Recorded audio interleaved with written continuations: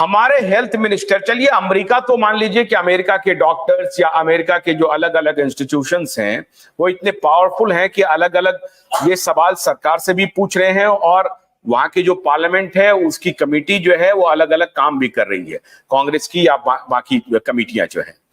हमारा सवाल डॉक्टर बैनर्जी ये है कि अगर हमारे यहां मान लीजिए पूछताछ हो कि साहब सरकार को किसने एडवाइस किया, क्योंकि आप इस बात को मानते हैं कि नरेंद्र मोदी जो हैं या हमारे जो हेल्थ मिनिस्टर हैं या हमारे जो और पॉलिटिकल लीडर्स हैं वो कितने ज्ञानवान होंगे इसमें, तो जाहिर है कोई किसी न किसी ने गाइड किया होगा कि हाँ साहब अमेरिका में ये महामारी आ गई, चाइना में महामारी आ गई, यूरोप में आ गई, पूरी दुनिया में आ गई और हम जो है सो हम भी खत्म हो जाने वाले हैं।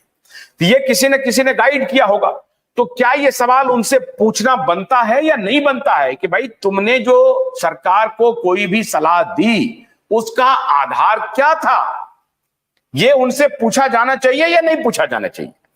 पूछा जाना चाहिए। कौन लोग हैं जिनसे पूछा जाना चाहिए? पर जो भी एडवाइजरी बॉडीज थे जैसे public health foundation of India, ये सब दूसरे फार्मास्यूटिकल्स के साथ इनका सीरियस कॉन्फ्लिक्ट्स ऑफ इंटरेस्ट है। यहाँ तक कि आईसीएमआर का भी अभी सीरियस कॉन्फ्लिक्ट्स ऑफ इंटरेस्ट है, क्योंकि इन्होंने पूरा यह साइन किया है कोलैबोरेशन, रिसर्च कोलैबोरेशन, और हमारे जितने भी टॉप साइंटिस्ट हैं उनको सबको ग्रांट मिलता है गेट्स फाउंडेशन से। तो अगर ये डायरेक्टली अगर एक्शन नहीं भी ले, इनडायरेक्टली इनको ग्रांट नहीं मिलता, इनका कैरियर खत्म हो जाता है, इनको जॉब नहीं मिलता, तो ये पूरा मजबूरी का फायदा उठा रहे हैं। और लोग चुप रहते हैं कि बेचारे सबको अपना रोजी रोटी रहता है, सबको अपना फाइनेंशियल प्रॉब्लम्स रहते हैं, और साइंटिस्ट को ज्यादा रहते हैं, डॉक्टर्स को ज्यादा रहते हैं, और काफी पढ़ाई में खर्चा करते हैं, तो वो कहाँ से करेंगे? वो बिल्कुल मजबूर रहते हैं। डॉक्टर माया, अभी 4 वीक पहले जो एक टेस्टिमनी आया है, जो लेटेस्ट टेस्टिमनी है सबसे ज्यादा 4 वीक पहले, उसमें EcoHealth Alliance, Wuhan Institute of Virology और Anthony Fauci, doctor Peter Daszak, इस सब के बीच के जो मेल हैं उसका अभी ये हियरिंग चल रही है, डिटेल चल रही है। पहला वीडियो आप दिखाएं जैसा अभी जो मैंने लास्ट में भेजा है आपको, उसका जरा सा थोड़ा सा कोट सुना है, क्योंकि ये ओपनिंग रिमार्क है जिसमें लगातार वहां अपने स्टेटमेंट में कह रहे हैं कि ये प्रूफ नहीं होता है कि गेन ऑफ फंक्शन रिसर्च जो चल रहा था वुहान इंस्टीट्यूट ऑफ वायरोलॉजी में, उसको किसने फंड किया, या फंड जो है वो इसलिए नहीं दिया गया था क्योंकि महामारी आ जाए। गेन ऑफ फंक्शन रिसर्च को आप 2014 से ही, जब ओबामा की सरकार थी उसके बाद से ही एनआईएच के माध्यम से इको हेल्थ अलायंस को, और फिर इको हेल्थ अलायंस और वुहान इंस्टीट्यूट ऑफ वायरोलॉजी के बीच में एक रिश्ता बनता है। अब वहां इन सब की जांच हो रही है, बात हो रही है। सवाल है कि चाइना और अमेरिका ये दोनों दो ध्रुव पर खड़े हैं, एक कम्युनिस्ट है, एक डेमोक्रेटिक कंट्री है। अब इस दोनों कंट्री का जो हेजिमनी है अपने अपने तरीके से है। अब ये दोनों हो सकता है कि इसको राफ साफ कर दे। भाई भारत को कोई स्टैंड लेना तो चाहिए, भारत को खड़ा तो होना चाहिए, लेकिन ये भारत खड़ा ही नहीं हो रहा है, क्योंकि भारत को खड़ा नहीं होने देने के लिए एक पापी पहले ही इंटर कर गया है, उसका नाम है गेट्स। डॉक्टर माया, अब मैं आपसे ये जानना चाहता हूं डॉक्टर माया कि जिस डेमोक्रेसी के बारे में 4 जून को हल्ला मचाया जाएगा कि लोकतंत्र जीत गया, आप दुनिया के सामने बताइए कि हम लोकतंत्र में हार चुके हैं, हम एक गुलाम देश हैं, हमारी गुलामी इन बेईमानों के सामने है, हम इनके सामने में नतमस्तक कर चुके हैं, ये भ्रष्ट बिल गेट्स के सामने में नतमस्तक कर चुके हैं, और ये जो डेमोक्रेटिक जो फार्स चल रहा है इसका कोई महत्व नहीं है, इसका कोई लेना देना नहीं है। अगर बिल गेट्स फिर भी कामयाब हो जाता है डॉक्टर माया, तो क्या आप इस बात को स्वीकार करेंगे कि 4 जून के रिजल्ट का कोई लेना देना नहीं है?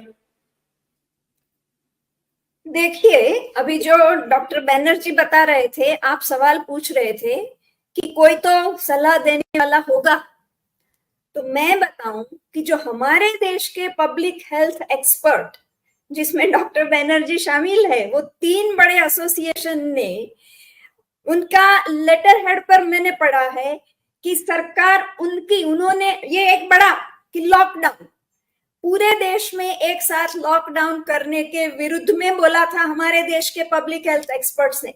उनके लेटर में वहां तक है कि सरकार एक जो इवेंट बड़ा बहुत स्कूल इंस्टीट्यूट ने जो इवेंट किया था उसके असर में काम कर रही है। अब इससे ज्यादा तो ये लोग क्या लिखे, तुमको मुझको सबको पता है कि जो इवेंट 201 जिसका मेन कर्ता बिल गेट्स था, उसके असर में काम कर रही थी हमारी सरकार। हमारे एक्सपर्ट जो कुछ भी थोड़ा बहुत तो सच्ची सलाह दे रही थी, उनकी नहीं सुन रहे थे। थोड़े टाइम के बाद एक्सपर्ट्स को भी लगेगा अगर ये हमारी सुन ही नहीं रहे और फिर ऐसे ही एक्सपर्ट आगे पुश कर किए जाएंगे, वहां से जो आता है उसी के। अभी आप 4 जून को ये पार्टी जीते या वो पार्टी जीते, मैं अभी एक लॉकडाउन को ही, ये लॉकडाउन ओवरनाइट 4 कलाक में डिक्लेयर किया। राहुल गांधी तो और जोर से 2021 के लॉकडाउन लगाओ। तो ये सब लोग वहां से जो इंस्ट्रक्शन आती है उसी में कर रहे हैं। ये लोकशाही का, ये उसका जो भी रिजल्ट आए, जो भी पार्टी आएगी, उसका कोई महत्व, हमारी जिंदगी 2 साल के लिए तो एकदम थम के रख दी गई।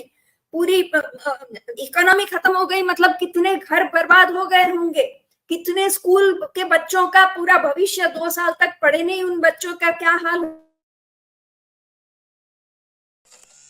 गन्ने की कड़ी बुनियाद, जिसे मराठी में खुड़किया और कुछ उत्तर भारत के क्षेत्रों में खुटकी भी कहा जाता है, उसे केवल भोलानाथ का 2-in-1 बैटरी ऑपरेटेड हार्वेस्टर कम ब्रश कटर आसानी से और बिना रुकावट के काट सकता है।